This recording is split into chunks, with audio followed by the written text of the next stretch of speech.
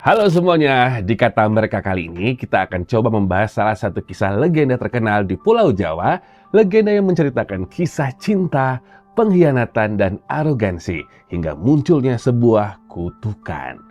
Bukan hanya cerita biasa, namun kisah ini menjadi salah satu warisan kebudayaan Indonesia yang terkenal dan juga bangunan bersejarahnya menjadi daya tarik wisata budaya yang terletak di Jawa Tengah. Mungkin kalian masih ingat ya, bagi yang pernah berkunjung ke Yogyakarta, pasti nih sempat mengunjungi wisata fenomenal Candi Prambanan. Karena candi ini memiliki arsitektur yang megah dan sering dijadikan lokasi pertunjukan sendera tari Ramayana. Yap, betul banget guys. Candi ini tentu tidak lepas dari kisah legenda Roro Jonggrang. Nah, kira-kira seperti apa sih cerita di balik bangunan megah tersebut yang konon menyimpan kisah perjuangan dan juga pengkhianatan? Selengkapnya semua dalam Kata Mereka.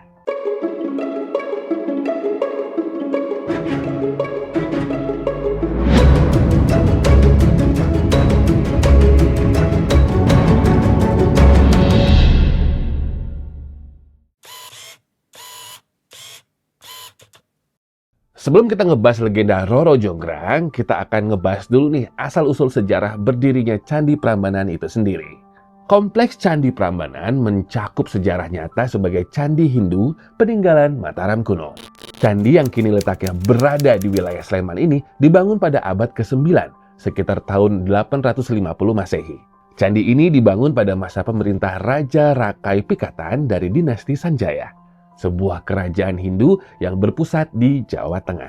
Pada masa itu, dinasti Sanjaya dianggap menjadi lawan imbang dari dinasti Sailendra yang merupakan penguasa kerajaan Buddha yang sama-sama berpusat di Jawa Tengah. Sehingga nih, dua dinasti tersebut memicu perkembangan dua agama besar di Jawa pada saat itu. Tujuan dari didirikannya candi ini awalnya adalah sebagai tempat ibadah umat Hindu, khususnya untuk menghormati dan memuja tiga dewa Hindu, yakni Dewa Brahma, Dewa Wisnu, dan Dewa Siwa. Lalu, Candi Prambanan ini dibangun secara berkelanjutan dan disempurnakan oleh Raja-Raja Mataram kuno, seperti Raja Daksa, Raja Tulodong, hingga menjadikannya sebuah kompleks candi. Para raja tersebut tidak hanya memperluas kompleks, namun kawasan candi itu juga digunakan untuk menyelenggarakan berbagai upacara penting bagi kerajaan Mataram. Hingga akhirnya, berdirilah sekitar 240 candi yang terdiri dari candi utama dan candi pendamping.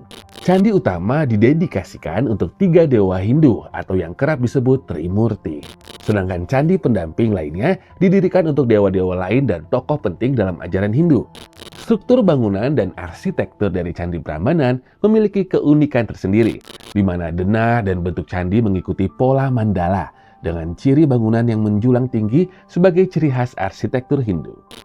Nah, bentuk Candi Prambanan konon juga loh dianggap meniru struktur Gunung Suci Mahameru, yang diyakini menjadi tempat para dewa bersemayam.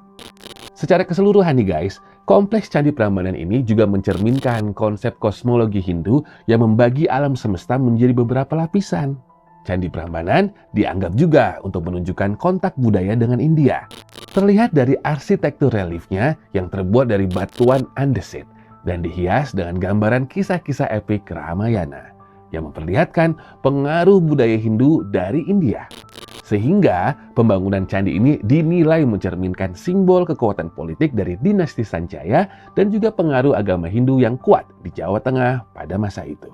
Namun, terlepas dari fakta-fakta sejarah yang kita bahas tadi nih, muncul juga loh cerita legenda yang dikaitkan dengan berdirinya dari Candi Prambanan.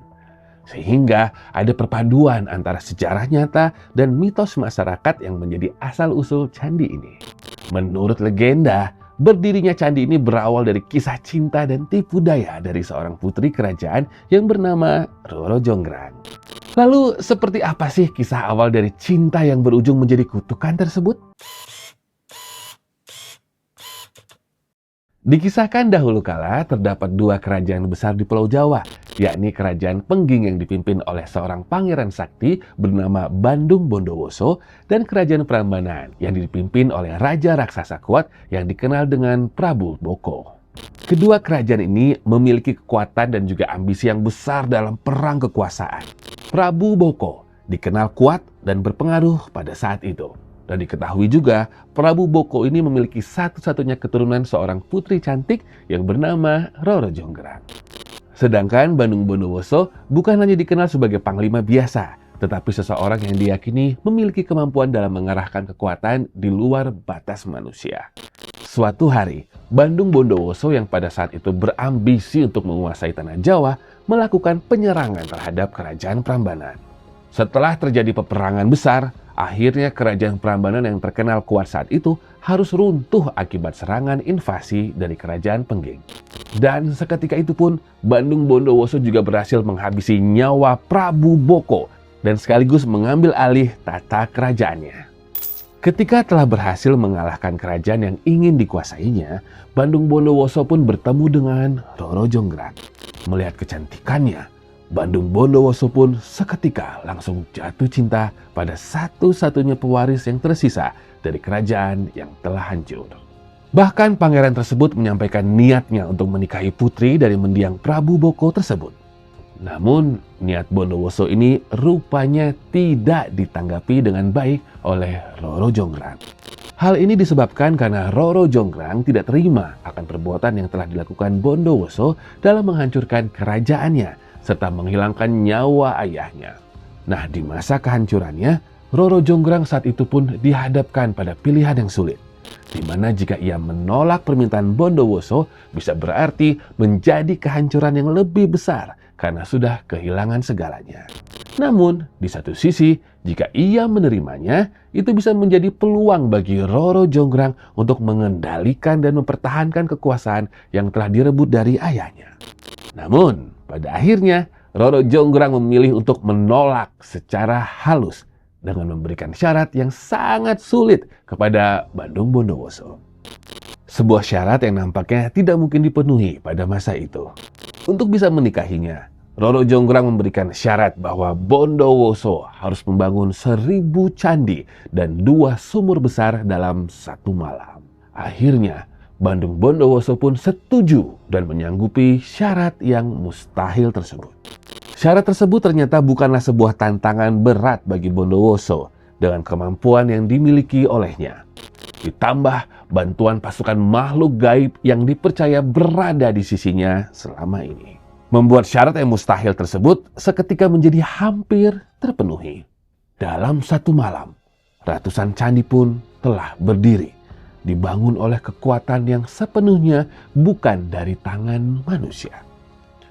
Seketika, Roro Jonggrang pun menjadi gelisah karena melihat syarat yang dia anggap tidak mungkin itu hampir selesai dalam satu malam saja. Ternyata, Roro Jonggrang menyusun rencana lain untuk menggagalkan keberhasilan Bandung Bondowoso dalam membangun 1000 candi.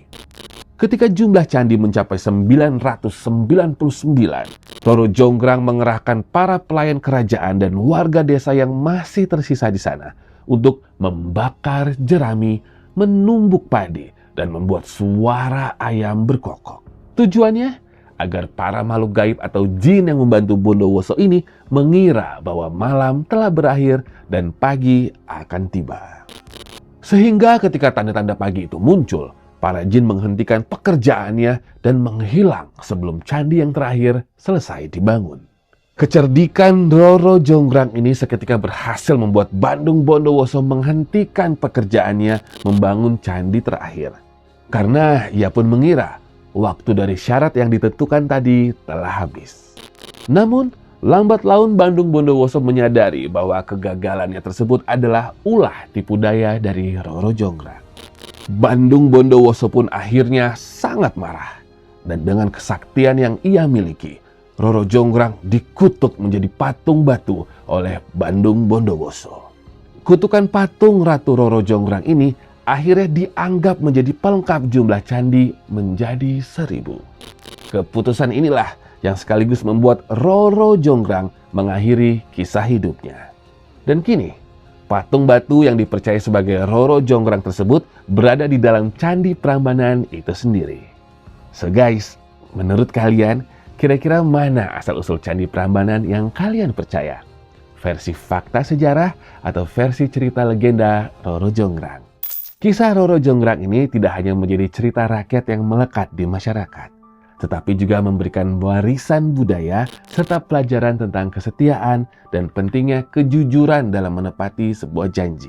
Dengan perilaku Roro Jonggrang yang melakukan tipu daya dan menentang aturan patriarki, menjadi sumber inspirasi para wanita dalam memperjuangkan hak dan martabat mereka sendiri.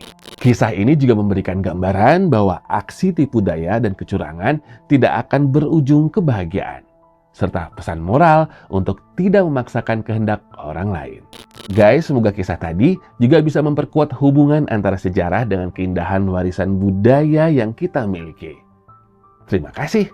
Sampai jumpa di Kata Mereka selanjutnya.